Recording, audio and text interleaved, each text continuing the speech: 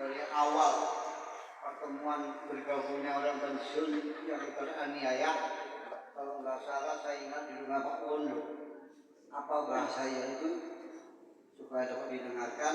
Kalau saya bilang pensiun, tetap berjuang. Pensiun, maju terus. Ingat nggak? Ingat. Ini contoh dulu ya.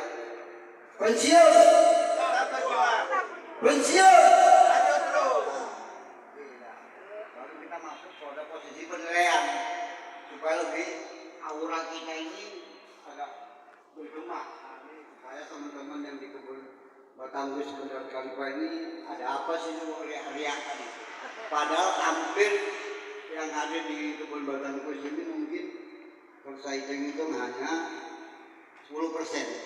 Mungkin yang 90% ada juga yang nggak paham, nggak peduli, tapi nanti secara maraton ini akan bergema. Pensiun itu siapa sih?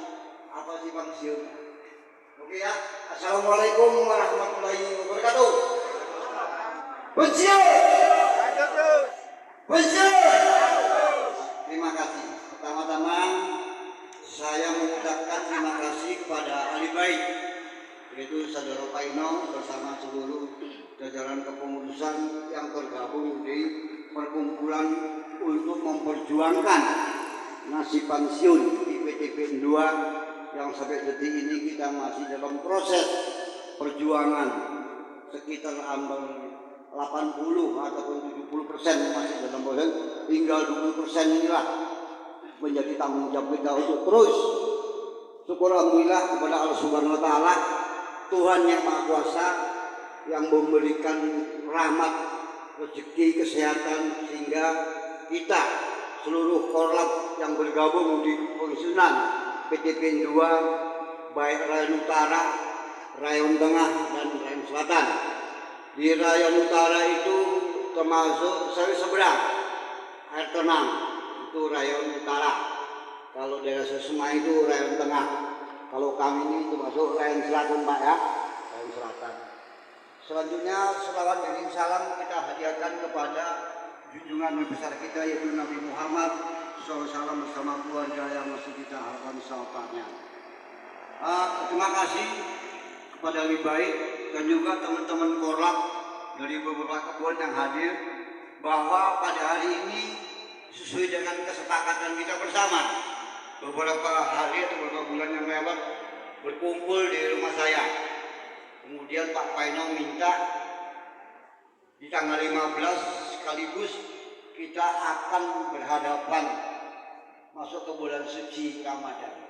Jadi mungkin artinya sangat ada bedanya karena bulan suci Ramadan banyak kita ibadah ritual agama ya. Jadi mungkin bisa juga dilakukan gerakan-gerakan ini, nanti kita ada kesepakatan. Mudah-mudahan mari sama-sama kita menjaga tentang masuknya bulan suci Ramadan untuk menjaga rasa solidaritas.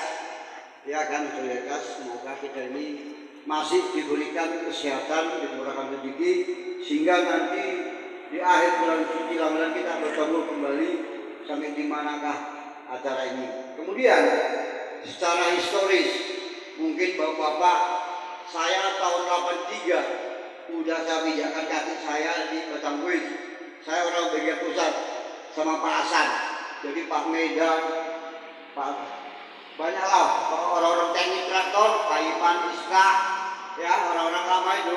Saya lah untuk kawannya di bagian mekanisasi dulu, saya bagian pengolahan tanah, mau ngeruk, mau bikin jalan, macam-macam, kami geblek-geblek jalan, saya bikin koral. Zaman dulu memang kita belum tahu, ya walas. Zaman dulu macam nakal. Kalau ingat zaman dulu, zamannya Pak Rijal, kepala Benyato Tebu, itu saya bongkar tuh koral jalan ini, dibongkar yang lama-lama, tak bongkari. Nanti dilaporkan di sama asisten, itu satu jalur Abiling itu 25 truk, dilakukan 100 truk. Nah itu otak orang itu lah. Maksud saya hanya kebagian lemburnya aman. Nah itu aja. Jadi mungkin kalau bapak yang lama di kebun Batangus tahu lah saya, itulah teman-teman saya di bagian teknik. Kemudian di sini perlu saya sampaikan bahwa acara ini sebenarnya kalau secara agama, baik agama pun ini adalah acara silaturahmi. Ya. Memperbanyak silaturahmi itu akan memberikan aset kemodalan kita itu sehat. Mudah-mudahan yang Maha Kuasa dengan acara kita ini saling kenal. Karena pertemuan ini boleh dikatakan adalah usia lanjut usia ini. Yang 60 ya kan, ada 70 tapi masih mau. Termasuk saya, umur saya sudah 66, masih mau seperti ini. Tapi kalau di rumah aja ya nggak tahu apa-apa. Nggak ada orang. Kenapa? Yang jadi beban mental pensiun ini adalah menyangkut kesejahteraan pensiun dibandingkan dengan PTPN yang lain. PTPN 2 yang selalu membuat menderita para pensiun. Kenapa? Menyangkut beras nggak dikasih, ya kan Pak? Pensiun cuma 300, kan nggak sesuai. Nah, makanya di dalam proses, dalam perkumpulan kita ini telah melakukan manuver ataupun memberikan minta dukungan baik ke lembaga negara, bahkan nggak main-main Pak, sampai presiden pun dari disulati loh. Presiden, Menteri BUMN, Kapolri, Kejaksaan, Kapolda, sampai ke bawah. Alhamdulillah kami dengan Pak Sumari Gayono melakukan investigasi minta bantuan hukum kami ke Kejaksaan Pakam. Diterima, saya tunjukkan dokumen-dokumen apa yang kalian tuntut, dibahas oleh orang-orang hukum, ya. Baca dia, bla bla bla bla. Panggillah kami, Pak, ini Bapak nggak bisa Pak, ini orangnya banyak, kan begitu. Harus ada pendamping, yaitu pakai pengacara. Nah, jadi maka kami melakukan pendekatan dengan pengacara yang saya ini yaitu Bapak Dr. Alpan, orang Bandung Rawa juga, Dr. Agus Esa, makanya panjang lah ngomong bidang dia.